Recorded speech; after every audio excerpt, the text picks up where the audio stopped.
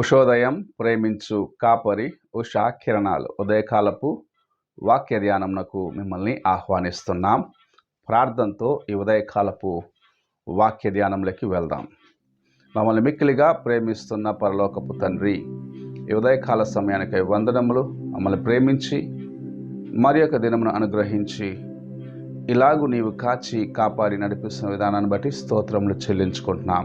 ఈ ఉదయకాల సమయమున నీ వాక్యము చేత నాతోనూ మాతోనూ మాట్లాడమని యేసు పరిశుద్ధ నామమున అడిగి వేడుకుంటున్నాను పరమ తండ్రి, ఆమేన్.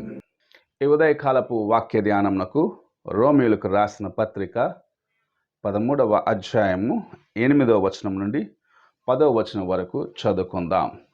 ఒకరినొకడు ప్రేమించుట విషయములో తప్ప మరేమియూ ఎవనికిని అచ్చియుండవద్దు. పొరుగువానిని ప్రేమించువాడే ధర్మశాస్త్రము నెరవేర్చినవాడు. ఎలాగనగా వ్యభిచరింపవద్దు, నరహత్య చేయవద్దు, దొంగిలవద్దు, ఆశింపవద్దు ననునవియు మరి ఏ ఆజ్ఞ అయినా ఉన్న ఎడల అదియు నిన్ను వలె నీ పొరుగువాన్ని ప్రేమింపవలెనను వాక్యములో సంక్షేపముగా ఇమిడియున్నవి. ప్రేమ పొరుగువానికి కీడు చేయదు గనుక ప్రేమ కలిగి యుండుట ధర్మశాస్త్రమును నెరవేర్చుటయే. మనము చదివిన వాక్య భాగములో అపోస్తలుడైన పౌలు రాసిన ఈ కార్యములలో ఒక ప్రాముఖ్యమైన విషయం చెప్పటం చూడగలము. నీవు ఏ విషయంలోనూ ఎవరికి రుణపడి ఉండవద్దు. అనగా లోకములో ఉన్నవారికి నీవు ఏ కార్యములో రుణపడి ఉండకుండగా నీవు కాపాడుకో.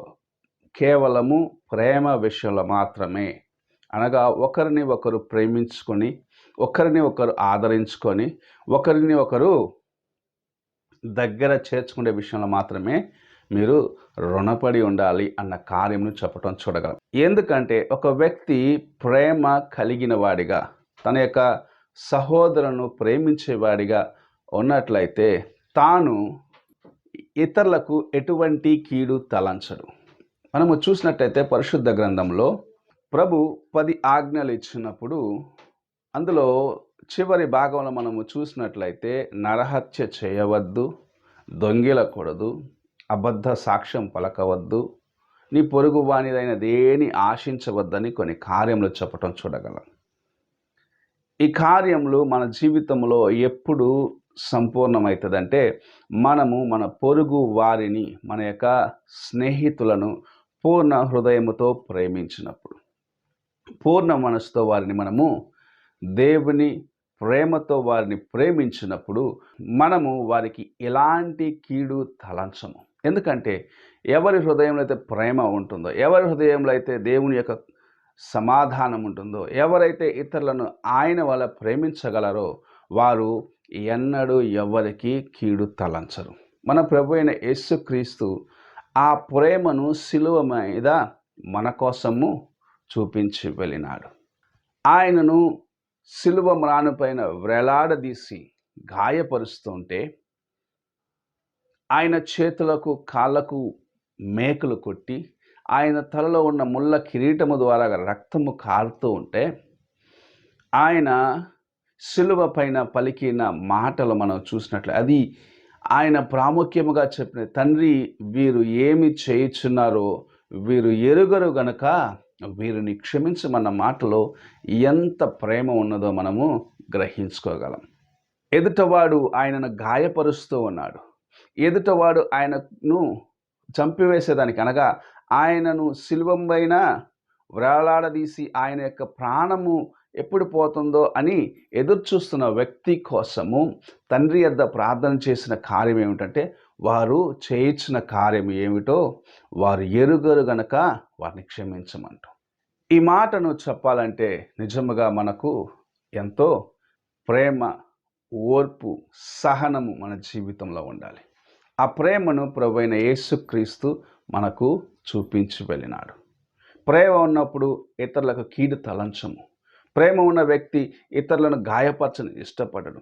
ప్రేమ కలిగిన వ్యక్తి ఎవరిని ఎన్నడూ దుఃఖపరచడని దేవుని యొక్క వాక్యం సెలవిస్తుంది. అతన్ని సరిదిద్దే దానికోసం కొన్నిసార్లు కఠినముగా నడుచుకున్నప్పటికీ ఒక వ్యక్తికి కీడు తలంచే వాడిగా ప్రేమ కలిగిన వాడు ఎన్నడూ ఉండడు. ఈ ఉదయ కాలమున అలాంటి జీవితము నీవు కలిగి ఉండాలి. నీవు వేరే ఏ కార్యములోనూ ఎవ్వరికీ రుణపడి ఉండవద్దు. ఎవరికి నీవు రుణస్థులుగా ఉండవద్దు.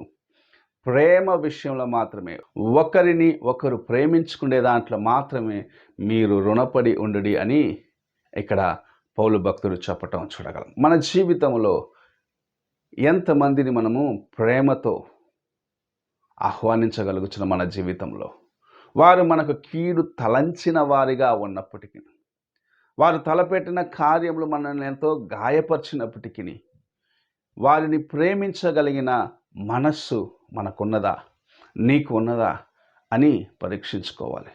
నాకు ఉన్నదాన్ని నేను కూడా వ్యక్తిగతంగా దేవుని సన్నిధిలో పరీక్షించుకోవాల్సిన వాడిగా ఉన్నాను.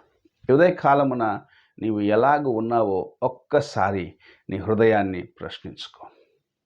ప్రేమ కలిగిన వాడిగా, ప్రేమ చూపించేవాడిగా, నీకు కీడు తలంచిన వాడిని కూడా ప్రేమించగలిగిన మనస్సు కలిగిన వ్యక్తిగా నీవు ఉన్నట్లయితే నిజముగా దేవుని ప్రేమ నీలో నివసిస్తుంది. ఇతరులకు కీడు తలంచే కార్యములు నీలో లేకపోతే నిజముగా దేవుని యొక్క ప్రేమ నీలో నివసిస్తున్నది. ఇలాంటి ప్రేమను కలిగి ఉండేదానికి, ఇలాంటి దేవుని యొక్క కృపను నీవు కలిగి ఉండేదానికి ప్రతిదినము ప్రయాసపడు. ఆయన యొక్క సహాయం కొరకు వేడుకో.